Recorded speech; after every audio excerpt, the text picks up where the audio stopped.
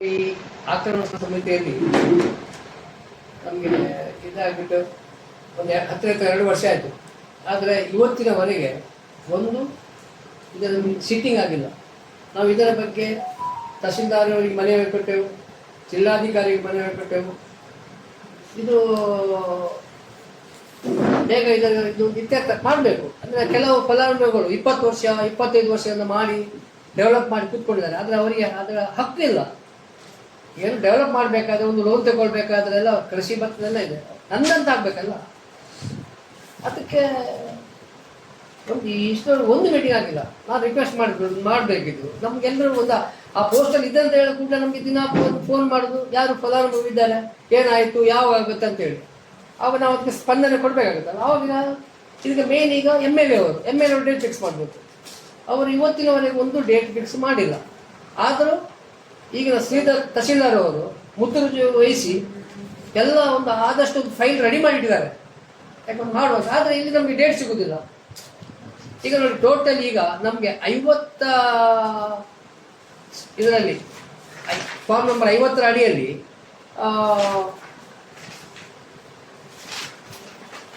ಎಷ್ಟಂದ್ರೆ file 6306 ಅರ್ಜಿಗಳಿದ್ದವು.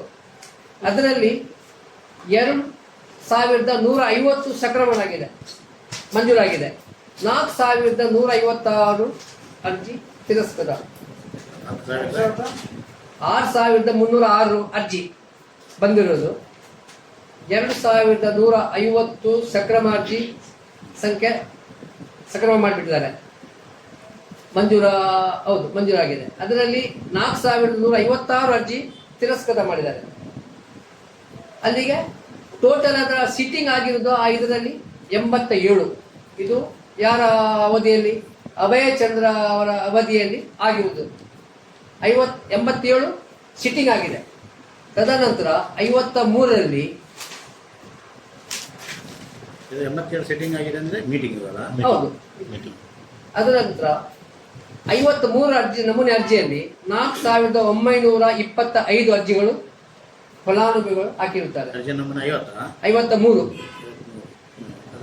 ಅದರಲ್ಲಿ 4925 ಅರ್ಜಿ, 151,523 ಅರ್ಜಿ ಅದನ್ನು ಮಂಜೂರಿಗೆ ಆಗಿದೆ.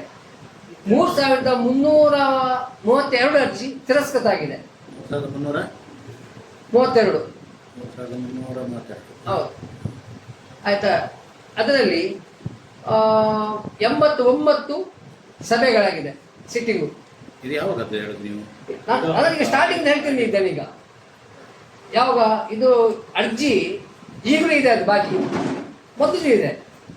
ಈಗ ಇದು 2 ವರ್ಷದ ಹಿಂದೆ ಇದ್ದು. ನೀವು ಹಿಂದೆ ಹೌದು, ಎಷ್ಟು 2 ವರ್ಷದ ಹಿಂದೆ ಹಿಂದೆ ಆಗಿದೆ. ಈಗ ಹಾಗೆಲ್ಲ ನೀವು 2 ವರ್ಷದ ಹಿಂದೆ ಹೇಳಿದ್ರೆ ನೀವು ಅಭಯ ಚಂದ್ರ ಮೀಟಿಂಗ್ ಮಾಡಿದ್ದಾರೆ. ಅಭಯ ಮೇಲೆ ಆಗುವಾಗ ಅಂತ ನೀವು ಹಾಗೆ 2 ವರ್ಷ ಹಿಂದೆ 2 ವರ್ಷ ಹೇಳಿ ಅಭಯ ಚಂದ್ರ ಇರುವಾಗ ಇದು ಆಯ್ತಲ್ಲ. ಮತ್ತೆ ಉಳಿಕಿದ ಹೇಳ್ತೇನೆ ನಾನು, ಈಗ ಅದು ಕಂಟಿನ್ಯೂ ಮಾಡ್ತೇನೆ. ಅಲ್ಲ ನನಗೆ ಬೇಕಾದ್ರೆ ಈಗ 156 ಹೇಳಿದ್ರಲ್ಲ ತಿರಸ್ಕೃತ. ಹೌದು, ಅದು ಈ ಅವಧಿಯಲ್ಲಿ ಆದದ್ದು. ಅಲ್ಲ, ಇವಾಗ ಮಾಡಿದ 3 ಮೀಟಿಂಗ್ ಇವರು. ಅದರಲ್ಲಿ ಇತ್ಯರ್ಥ ಎಷ್ಟು? ಅದು ನಾನು ಈಗ ಹೇಳ್ತೇನೆ, ಕಂಟಿನ್ಯೂ ಇದೆ. ಸ್ಟೆಪ್ 50 ಆಯ್ತು, 53 ಆಯ್ತು, 57 ಇದೆ. ಈಗ ಇದು 6306 ಅರ್ಜಿಗಳಿದ್ದವು ಅಂತ ಹೇಳಿ ಅದು 50 ಫಾರ್ಮ್ ನಂಬರ್ 50.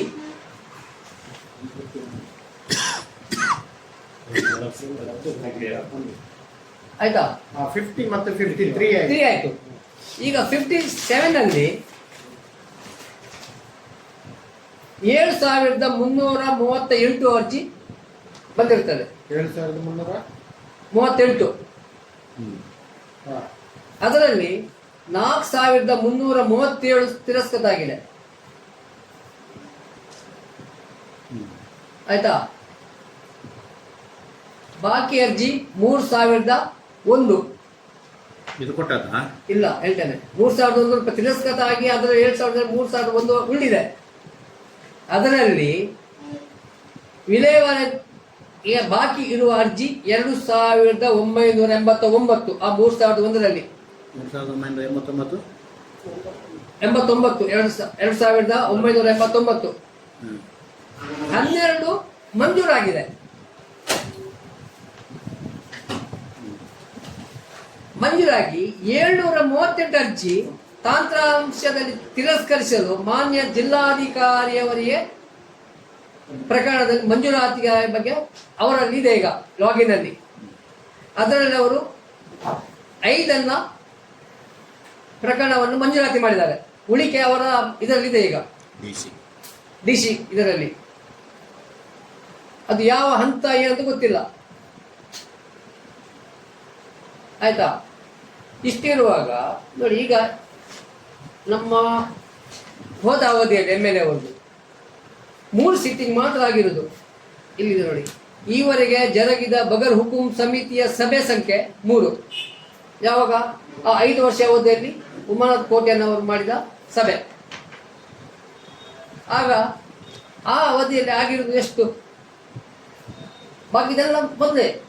ನಾವೇ ಹೇಳಿದ್ರೆ ಯಾರೇ ಆಗಲಿ, ಒಂದು ತುಂಬ ಮಂದಿ ಫಲಾನುಭವಿಗಳಿದ್ದಾರೆ, 30 ವರ್ಷ ಈ ಥರ ಮಾಡಿ ಕೂತ್ಕೊಂಡವರು, ಅವರಿಗೆ ಒಂದು ಹಕ್ಕುಪತ್ರ ಸಿಗಬೇಕು, ಒಂದು ಆಸೆ ಇದ್ದೇ ಇರ್ತದೆ. ಅದರಲ್ಲಿ ನಮ್ದೇನು ಈ ರಾಜಕೀಯ ಇಲ್ಲ ಇದರಲ್ಲಿ. ಆ ಪಕ್ಷದವ ಈ ಪಕ್ಷದವ ಅಂತೇಳಿ ಯಾರು ಅರ್ಹರಿದ್ದಾರೆ ಅವರಿಗೆ ಸಿಗಲೇಬೇಕು. ಇದು ಡಿಲೇ ಮಾಡೋದಲ್ಲ.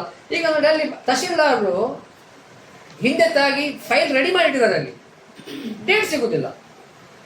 ನೋಡಿ, ಈಗ ಅಸೆಂಬ್ಲಿ ಆಯಿತು, ಈಗ ಪುನಃ ಬೇರೆ ಡೈಲಾಗ್ ಆಗುತ್ತೆ.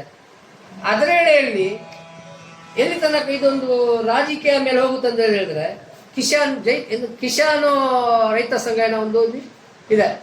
ಅದಕ್ಕೆ ಅಧ್ಯಕ್ಷರು ನನ್ನ ಕಳಿತ ಪ್ರಕಾರ ಶಾಂತಿ ಪ್ರಸಾದ್ ಹೆಗಡೆ ಅವರು ನಿಡ್ಡೋಡಿ ಮತ್ತು ನಿಮ್ಮ ವರ್ಣಬಿಟ್ಟು ಇರುವ ಇಲ್ಲಿ ಕಡೆ ಎಲ್ಲ ಸಭೆ ಮಾಡೋದು, ಎಲ್ಲರೂ ಬರಬೇಕು, ಅದರಲ್ಲಿ ಪಕ್ಷ ಭೇದದಲ್ಲಿ ಎಲ್ಲರೂ ಹೋಗ್ತಾರೆ ಅಂದರೆ ಆಸೆ ಇದೆ ಅವರಿಗೆ, ನಮ್ಗೆ ಜಾಗ ಸಿಗುತ್ತೆ ಅಂತೇಳಿ. ನಿಮ್ಮ ಆಕ್ರಮಣ ಸಕ್ರಮಣ ಮಾಡೋ ಜಾಗವನ್ನು ನಾವು ಮೆಜರ್ಮೆಂಟ್ ಮಾಡಿ ಕೊಡ್ತೇವೆ ಅಂತೇಳಿ.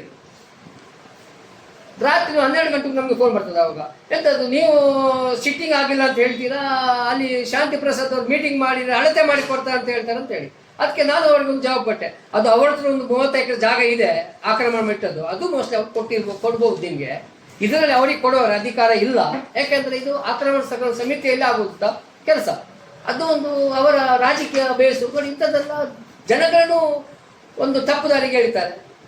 ನಮ್ಗೆ ತುಂಬ ಸಲ ಫೋನ್ ಮಾಡಿದ್ದಾರೆ, ಯಾಕೆ ನೀವು ಹೇಳ್ತೀರಿ ಈಗ ಅಲ್ಲಿ ಅವರು ಹೇಳ್ತಾರೆ ಕೊಡ್ತಾರೆ ಅಂತೇಳಿ, ನೀವು ಸಿಟ್ಟಿಂಗ್ ಆಗಿಲ್ಲ ಅಂತ ಹೇಳಿ. ನೋಡಿ, ನಾವು ಸೀದಾ ಹೇಳಿದ್ರೆ ನಮ್ಮ ಮಾತಿಗೆ ಬೆಲೆ ಇಲ್ಲ, ಅಂಥವರ ಮಾತಿಗೆ ಬೆಲೆ ಇದೆ. ಈಗ ಇದೀಗ ಆಗಲೇಬೇಕು ಅಂತ ನಮ್ಮದು ಒಂದು ಕೂಡಲೇ ಅವರು ಅದಕ್ಕೆ ಸ್ಪಂದನೆ ಮಾಡಬೇಕು ಶಾಸಕರು.